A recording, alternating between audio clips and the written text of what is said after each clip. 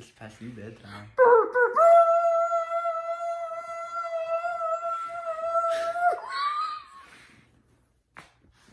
That's our intro.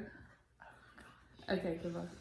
5, 4. Joshua 6. I know. Well, I forgot. So. You forget everything. 5, 4, 3, 2, 1.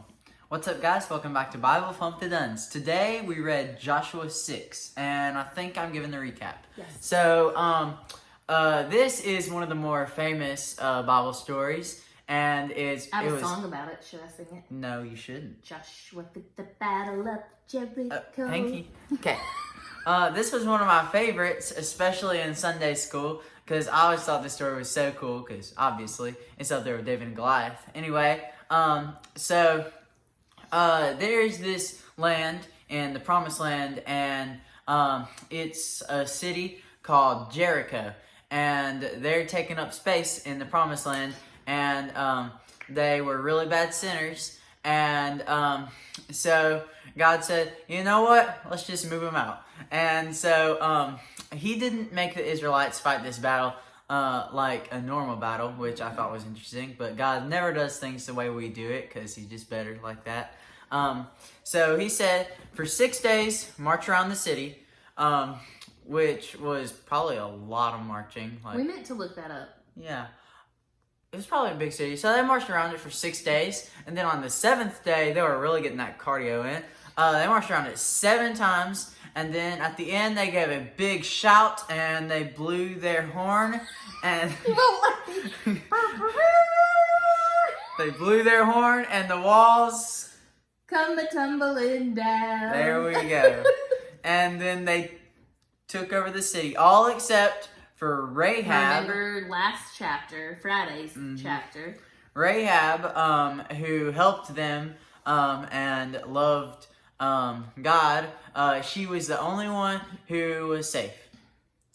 So we just want to give you a little glimpse into our conversation. After we read this chapter, we had questions and just thoughts, and sometimes that's how our Bible reading time goes. And Jax was saying, like, yeah, well, like, I'm all for the Israelites and God's nation getting the land, but like, it said they killed everybody in there.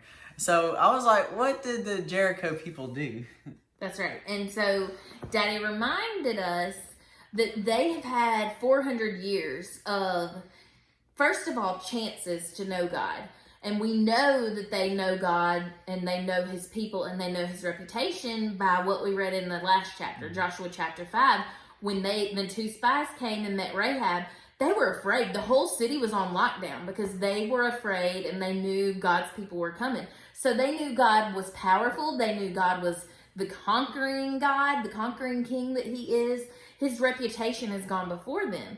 And they have had chance after chance to worship the one true God, and they continue to choose sin. They continue to choose idolatry and their own pagan worship, and so this is judgment. They have had time and chances to turn from God, and so to turn from their idols and turn to God. And so one takeaway that I can get from this is we aren't promised all the time in the world to make this decision to follow God. And we do not know God's timeline on things. And so, like, if that's something you're thinking about, following the one true God, which if you don't know him and you don't know his reputation, we would love to share. Maybe there are people around you, maybe your parents, whatever, have stories of how God has been good to them and been faithful to them and can tell you what God has done in their lives. And even if you just say, hey, God, I want to know more about you, just pray that one simple prayer, and I promise he will show himself. He will show off. And so that's one takeaway that we can get from this. And that's why we have a little more understanding of the people of Jericho. Look at Rahab. She was very much in that lifestyle of Jericho. She was a sinner. She chose sin up until she chose the Lord.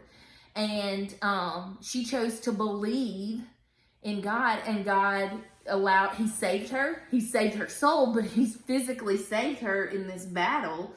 including her family. I'm guessing she shared this God and this faith and belief in him with her family, and God saved her family because of her belief in him.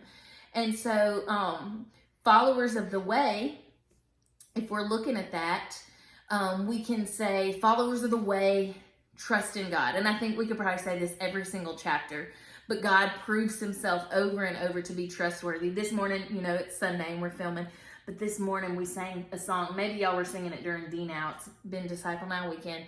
And one of the lyrics was saying how he is trustworthy, he's good, and he's proven himself over and over, time and time again.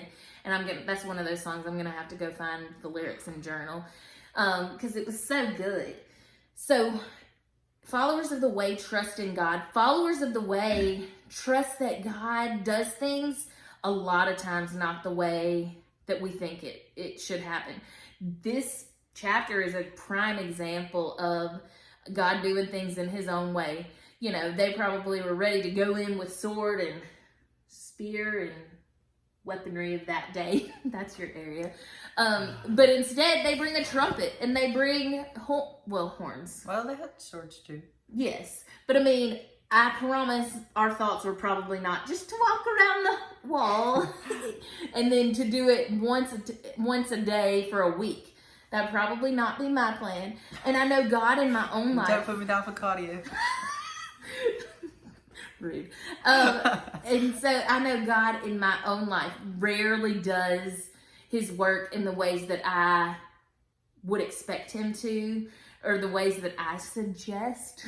Any of y'all do that? Like, God, I have a great idea. And in my time, cars around it. Stop it. I would walk. I'd march for the Lord. And so in my time with God and in my life, I have learned that his way is so much better.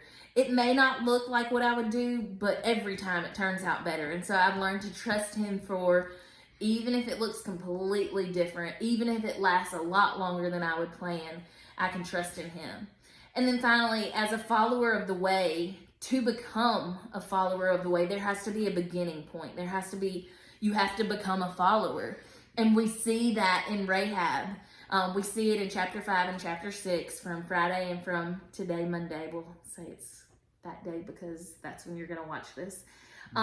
We see her starting point in her faith and her relationship with God. And she is becoming a follower of the way and already is making an impact on the people around her, her family. And we see how it impacted her country that did not follow. Yeah. So, any other insight? I think you covered it. Okay. All right. Thanks for watching. We'll see you tomorrow. Chapter 8. Chapter 7. Chapter in 7. Another chapter. Joshua chapter 7. We'll see you there. It's Bye. Bye.